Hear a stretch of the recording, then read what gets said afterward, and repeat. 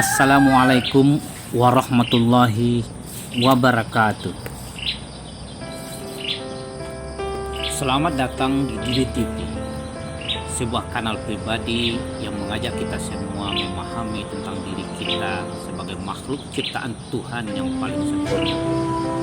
Secara keseluruhan, kanal ini memuat bahasan ringan tentang keterkaitan antara bahasa, literasi, karakter, kebudayaan, dan peradaban.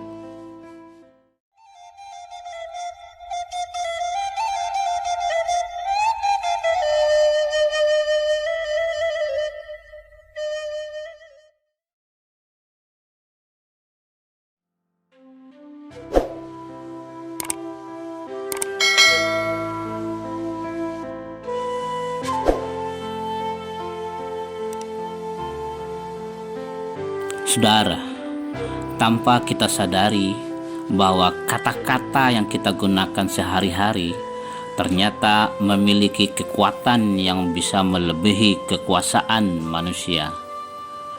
Banyak tulisan menguraikan tentang kekuatan kata atau the power of words.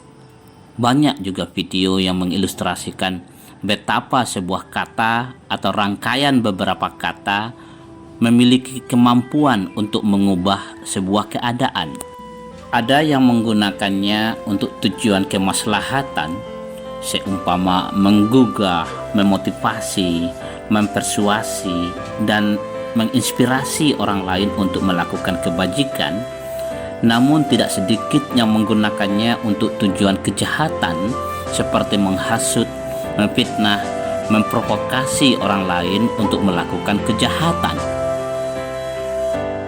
Perlu diingat bahwa Allah Subhanahu wa Ta'ala telah mengingatkan orang-orang beriman melalui wahyunya kepada Nabi Muhammad SAW bahwa musuh Islam memainkan kekuatan kata untuk melumpuhkanmu.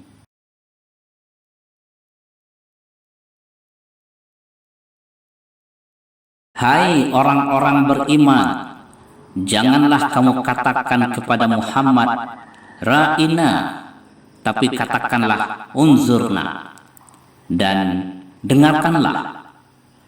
Dan bagi orang-orang kafir, siksaan yang pedih. Ayat ini turun tatkala orang Yahudi ikut menyapa Nabi Muhammad SAW dengan kata Ra'ina, dengan intonasi atau ucapan yang sedikit berbeda, sehingga maknanya berubah sangat signifikan. Bagi orang Yahudi, menggunakan kata Ra'ina untuk menyapa Nabi bukan dengan tujuan untuk menghormati Nabi, tapi yang dimaksudkannya adalah Ra'ina atau Ro'unah yang bermakna berperangai buruk. Orang Yahudi biasa menggunakan kata Ro'unah untuk mengejek atau memaki orang lain, sehingga Allah menurunkan ayat ini agar orang-orang beriman tidak lagi menyapa Nabi dengan kata Ra'ina, tapi gantikan dengan unzurna yang bermakna lihatlah kami, perhatikanlah kami, yang tidak bisa diubah ucapan dan maknanya. Pada edisi ini kita akan meninjau beberapa kasus penggunaan daya tipu kata dalam rangka persaingan peradaban dan perluasan pengaruh ideologi, politik yang muaranya adalah dominasi ekonomi, bahkan pengaruh keyakinan ketuhanan, akidah. Kata yang paling sederhana yang pernah digunakan untuk membangun pengaruh dan pencitraan kebudayaan dan peradaban adalah kata hitam atau black dan putih atau white.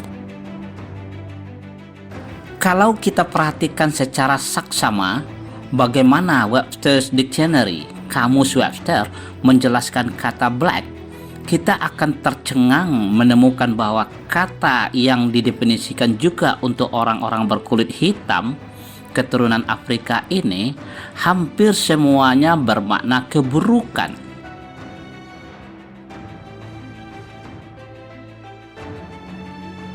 Sementara kata white yang didefinisikan juga sebagai bangsa kulit putih keturunan Eropa, memuat makna-makna kebaikan.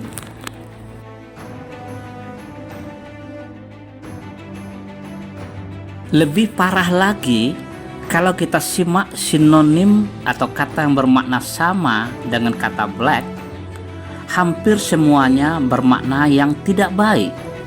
Sementara antonimnya, kata yang berlawanan makna, semuanya bermakna kebaikan. Sebaliknya, semua sinonim kata white adalah kata-kata yang bermakna kebaikan.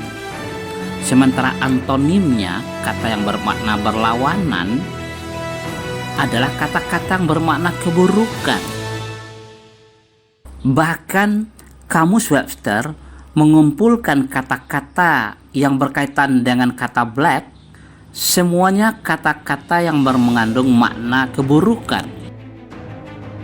Begitu pula sebaliknya, semua kata yang berkaitan dengan white adalah kata-kata yang bermakna kebaikan. Strategi ini berpengaruh signifikan secara global, sehingga bangsa Indonesia pun ikut menggunakan kata hitam untuk konotasi dan makna-makna keburukan seperti dunia hitam, lembah hitam, ilmu hitam, kampanye hitam, propaganda hitam, kambing hitam, dan sebagainya.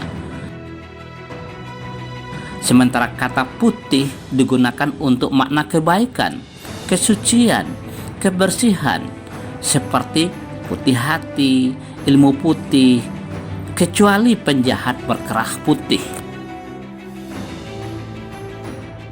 Strategi ini sangat berhasil, powerful, membentuk citra bahwa hitam dikonotasikan ke keburukan, kemuraman, kesedihan, kejahatan, dan penuh dengan dosa. Sedangkan putih diasosiasikan dengan kesucian, kebaikan, kecerahan, dan terbebas dari kesalahan dan dosa. Sungguh dahsyat daya tipu kata. Begitu juga nasib kata negatif dan positif.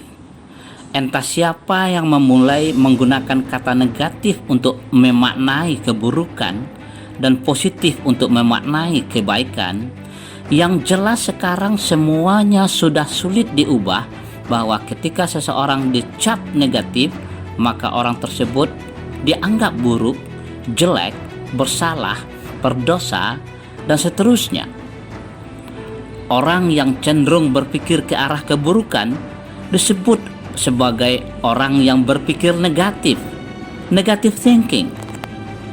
Sebaliknya, orang yang dicap positif dinilai orang baik, tak bersalah, bebas dari keburukan. Sehingga semua orang berlomba-lomba untuk mendapatkan predikat penilaian, pandangan, dan label positif. Orang yang cenderung berpikir ke arah kebaikan disebut orang yang berpikir positif, positive thinking. Namun, akhir-akhir ini keadaan berbalik. Ketika positif digunakan untuk orang yang terpapar kuman, bakteri, virus yang mendatangkan penyakit bagi dirinya dan yang berpotensi menular ke orang lain, maka semua orang berusaha untuk menghindar label positif. Penggunaan kata absen adalah sebuah kasus yang paling sering ditemukan dalam kehidupan bangsa Indonesia sehari-hari, yang hampir tidak dihiraukan. Hampir pada setiap pertemuan seperti sekolah, kuliah, rapat, sidang, bekerja, dan sejenisnya, semua orang yang hadir diminta mengisi absen. Bukankah absen adalah kata yang diadopsi dari bahasa Inggris absent, yang bermakna tidak hadir atau tidak ada? Mengapa mereka yang hadir dan jelas keberadaannya diminta untuk mengisi daftar untuk orang-orang yang tidak hadir, absent? Jangan-jangan ini sudah menjadi doa kolektif yang tidak disengaja oleh bangsa Indonesia, sehingga Allah sepertinya mengabulkan doa tersebut. Kehadiran seseorang dalam sebuah pertemuan seperti sekolah, kuliah, rapat, bekerja, mengajar, dan sejenisnya sama saja dengan ketidakhadirannya. Tidak ada arti sebuah kehadiran. Bahkan pada sebagian besar kasus ditemukan bahwa orang yang menghadiri pertemuan tersebut, sekolah, kuliah, rapat, bekerja, dan lain-lain, lebih mengutamakan pengisian absen ketimbang substansi dari pertemuan tersebut. Sungguh, ini adalah dunia icak-icak yang sudah jungkir balik. Kasus lain terjadi pada kata atau nama Minangkabau yang sering sekali ditulis Minangkabau, sehingga ada kesan makna kabau atau kerbau, sejenis binatang, dalam nama Minangkabau. Apalagi disengaja diperkuat oleh musuh Minangkabau dengan mengarang legenda adu kerbau. Padahal nama Minangkabau sama sekali tidak terkait dengan kata atau nama binatang kerbau. Kata Minang itu sendiri tidak pernah ada dalam kamus apapun juga, kecuali ditambahkan baru. Yang ada adalah Minangkabau.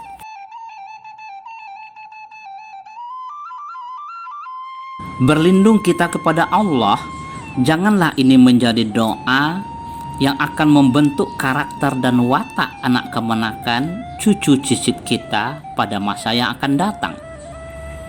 Bukankah nama itu adalah doa? Saudara, akhir-akhir ini dunia perpolitikan Indonesia diwarnai oleh permainan beberapa kata yang sangat amat tidak mencerahkan literasi politik masyarakat Indonesia. Penggunaan kata cebong dan kampret telah berhasil membelah bangsa Indonesia menjadi dua kubu yang tidak hanya bersaing secara politik, tapi juga bermusuhan secara ideologi. Sehingga penggunaan kata terorisme, radikalisme, fundamentalisme, komunisme ikut mewarnai pertarungan politik Indonesia yang sudah mengarah ke kondisi yang sangat tidak sehat. Kata kadrun dan PKI ikut-ikutan mempertajam persaingan dan permusuhan sebangsa dan setanah air. Haruskah keadaan ini tetap dipertahankan? Orang Yahudi menggunakan kata Israel untuk nama negaranya, sehingga tidak sedikit umat Islam membenci, menghina, dan menghujat Israel. Padahal Israel itu adalah nama lain dari Nabi Yakub alaihissalam, manusia soleh, anak Nabi Ishak alaihissalam, cucu Nabi Ibrahim alaihissalam. Kasus lain terjadi pada kata modern. Untuk memperluas pengaruh pemikiran, ideologi, dan peradaban Barat, bangsa Barat menggunakan kata modern yang mereka definisikan sebagai kemajuan, kebebasan, kesetaraan, dan rasionalitas yang mereka pertentangkan dengan kata ancient, tradisional, kuno, dan keterbelakangan. Sehingga semua bangsa di dunia berbondong-bondong mengadopsi konsep kehidupan modern yang sebenarnya gaya hidup Barat yang mereka yakini akan membawa kebahagiaan. Namun belakangan ini semuanya kembali menyadari bahwa tatanan kehidupan modern tersebut hanyalah sebuah mimpi ketenangan dan kebahagiaan. Ketika mereka terbangun dari mimpi tersebut, mereka kembali menjumpai suasana hiruk pikuk, gaduh riuh, rusuh resah, gundah gulana, kacau balau, galau tak taruhan, jauh dari kebahagiaan yang dijanjikan. Mulanya, kata kolonialisme yang berasal dari kata koloni bermakna membangun pemukiman dan komunitas baru di daerah baru. Namun konsep itu berubah menjadi dominasi politik, ekonomi, dan kebudayaan yang dikenal sebagai imperialisme, penjajahan. Anehnya, mereka sendiri yang menginisiasi pendeklarasian penentangan terhadap aksi penjajahan setelah ketahuan bahwa kolonialisme telah berubah menjadi imperialisme. Mereka siapkan perangkap baru yang diberi nama kemerdekaan, freedom, yang kemudian menjadi kebebasan yang kebablasan. Untuk melindungi aksi kebebasan tersebut, disiapkan instrumen human right, hak asasi manusia, yang populer dengan sebutan HAM. Begitu pula halnya dengan kata demokrasi. Mulanya demokrasi diperkenalkan sebagai tatanan kehidupan yang mempromosikan rakyat dan memposisikan rakyat pada posisi sentral, posisi penting, dari rakyat, oleh rakyat, untuk rakyat. Namun kemudian berubah menjadi sebuah kata atau istilah yang dieksploitasi untuk menjustifikasi, membenarkan, dan menghalalkan aksi dominasi kelompok mayoritas atas kelompok minoritas, kelompok yang kuat atas kelompok yang lemah.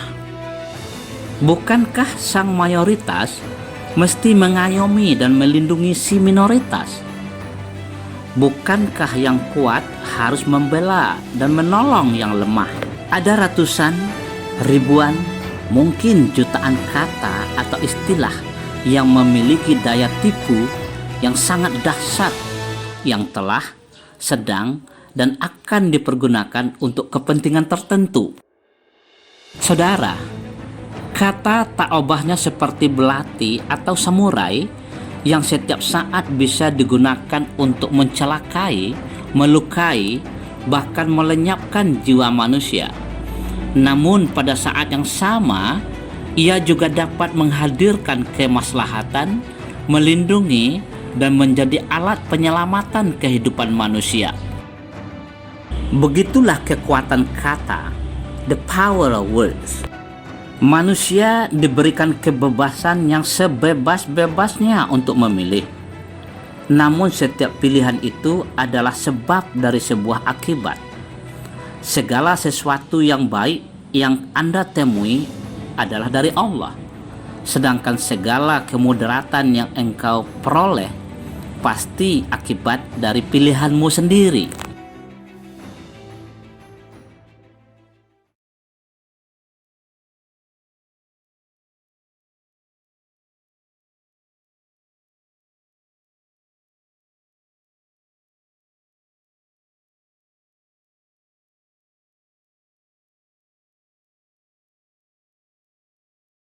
Semua kenikmatan yang kamu peroleh pasti dari Allah, dan apa saja kesengsaraan yang menimpamu, maka itu pasti akibat kesalahan dirimu sendiri. Kami mengutuskanmu menjadi rasul kepada segenap manusia, dan cukuplah Allah menjadi saksi.